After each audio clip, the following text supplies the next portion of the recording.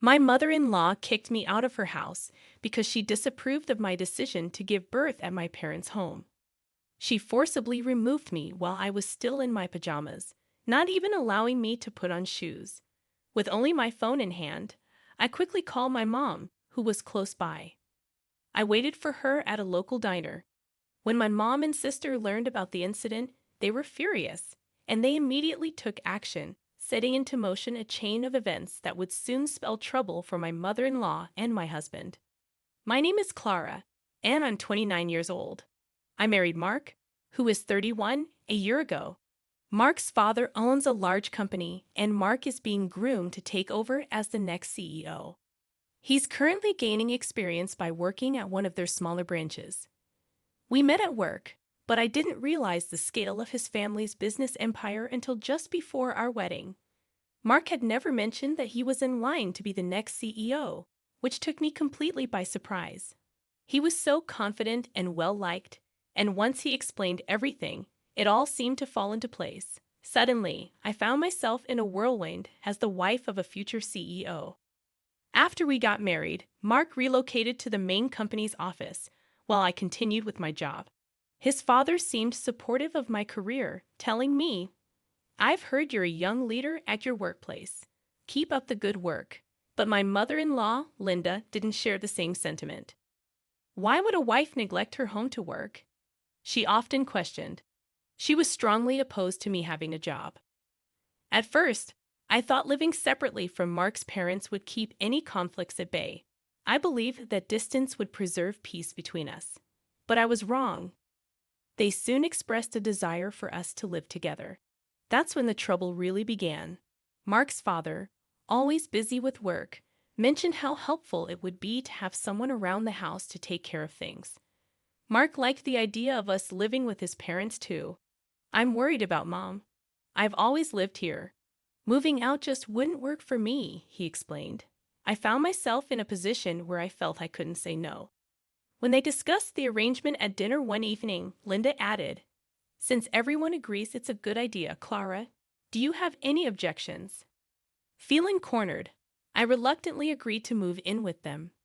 As soon as we were all living under one roof, the challenges began. Linda, who had already expressed disapproval of my job, started making my life miserable. She insisted that I quit my job and take on all the household chores, even though I was still working full-time. If she found any fault with my cleaning, such as a speck of dust or a stray hair, she would demand that I redo the entire task. Initially, I tried to take her criticisms in stride, thinking that being more thorough would keep her happy. But her demands escalated. She began checking impossible-to-reach places like behind the TV or in the corners behind dressers, which I felt was beyond reasonable. I remember one particular night vividly. I had just come home from a long day at work, exhausted and in need of rest. I thought I'd have a peaceful dinner and perhaps an hour of relaxation before bed. But as soon as I stepped inside, Linda stormed over to me, holding a broom as though it were a weapon. "Clara, the area behind the refrigerator has dust. You need to move it and clean it now." I looked at her, stunned by her demand. "Linda, I just came back from work. Can it wait until the weekend?" I asked, keeping my voice as calm as possible. She narrowed her eyes at me, her voice rising with every word. "No, it can't wait. You are the wife, and this house is your responsibility. I won't tolerate laziness." I had enough. "I can't clean these areas every day," I told her firmly. "I work just like Mark. I'll do a deep clean on the weekends. There's no need to redo everything today, right?" Linda was furious. "How dare you talk back to me like that?" she shouted, her face flushed with anger. She immediately summoned Mark, twisting the story to make it seem like I had been yelling at her. With a tearful performance, she exaggerated my calm suggestions as hostile confrontations. I had hoped that Mark would stand up for me, but his response was disappointing. "Why did you upset Mom like that?" "She was only trying to help," he said, siding with her. That was the moment I realized the stark difference in expectations within our household. Instead of support from my husband, I was reprimanded. From then on, I knew I could only rely on my father-in-law.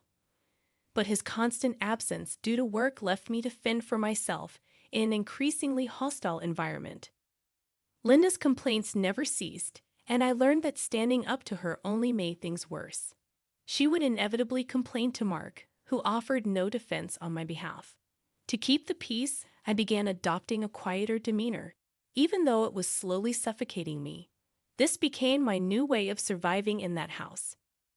This uncomfortable routine carried on for nearly a year until I began experiencing health issues.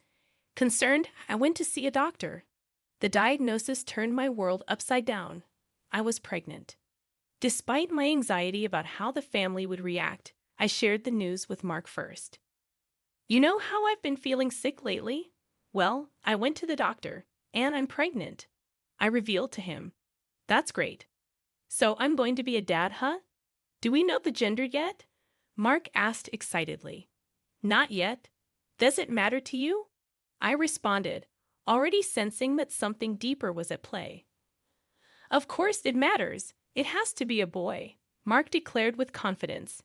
Since he was an only child, I knew there was pressure for us to have a son who could continue the family legacy. What if it's a girl? I wondered aloud, starting to feel nervous. Don't worry. I'm sure it's a boy. He reassured me, though his insistence made me uneasy. When we found out that we were having a girl, I was overjoyed.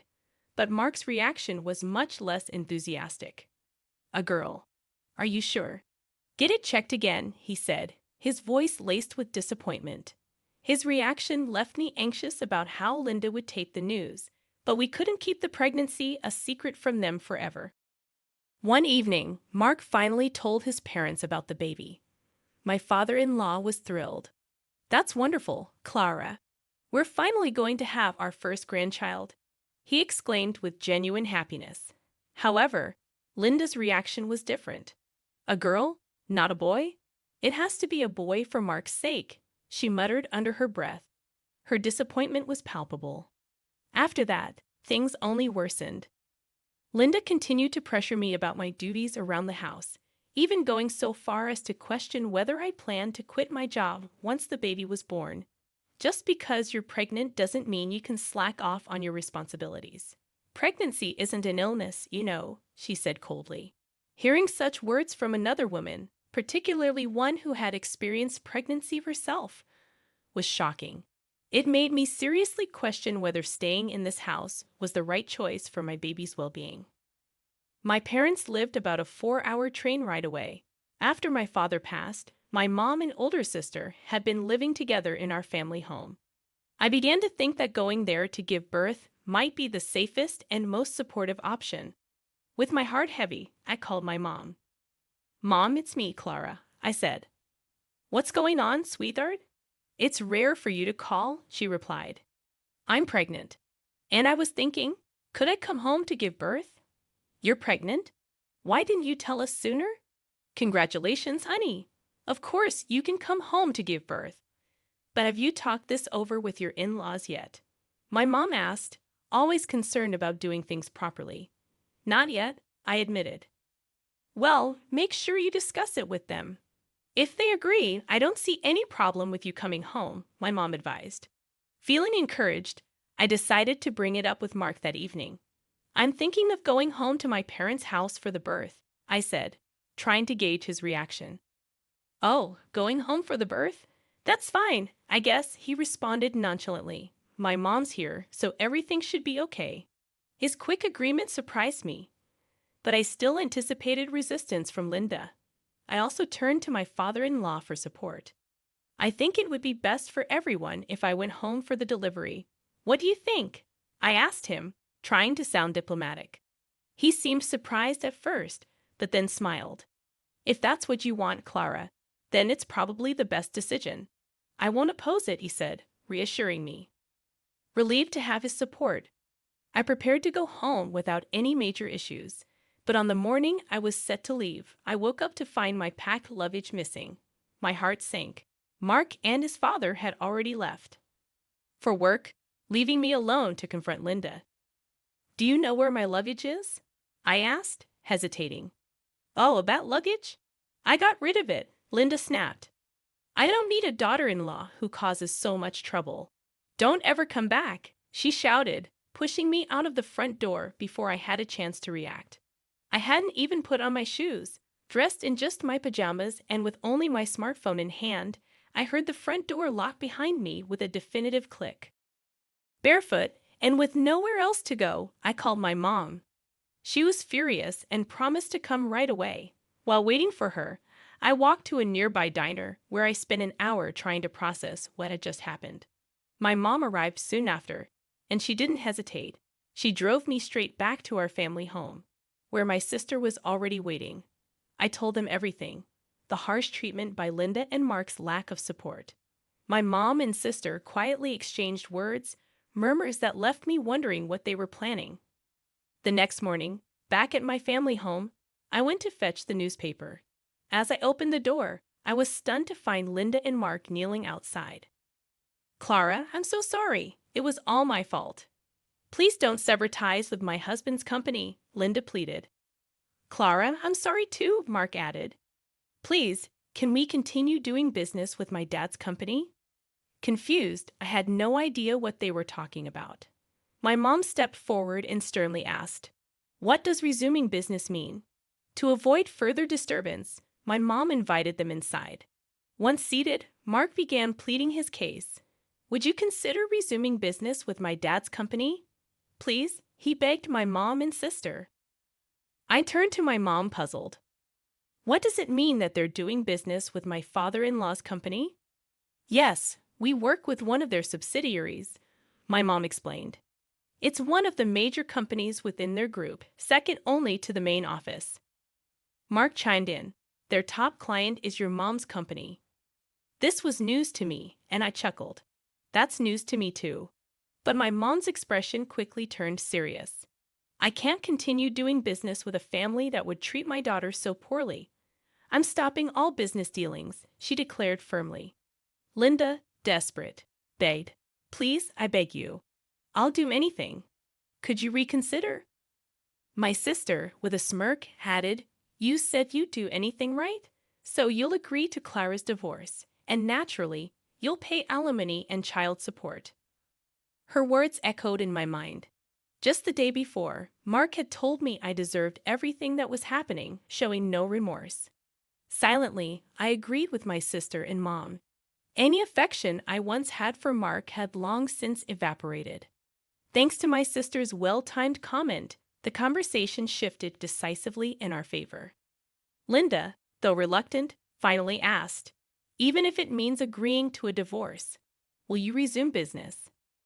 With a knowing smile, my mom picked up her phone and made a call. It seems this woman agrees to my daughter's divorce, she spoke clearly into the phone. From the other end, my father-in-law's voice came through. Got it. Hey, Linda, I'm divorcing you. And Mark, you're fired. These drastic conditions were set for resuming business. My mom's decision was firm. I can't forgive you two for how you treated Clara. You deserve to be punished.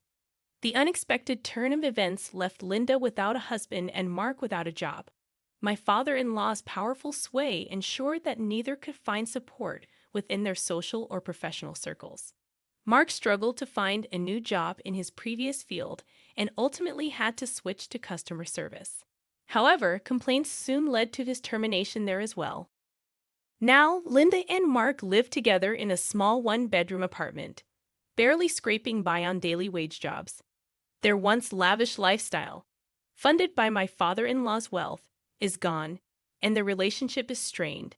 Meanwhile, I safely gave birth to a healthy baby girl at home, surrounded by the love and support of my mom and sister.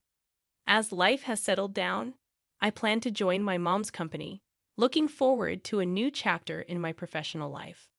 Mark hasn't followed up about our daughter. I expect him to fulfill his obligations for child support, but I have no intention of letting him be part of our daughter's life. Now, my focus is on moving forward, living a happy and fulfilling life with my little girl.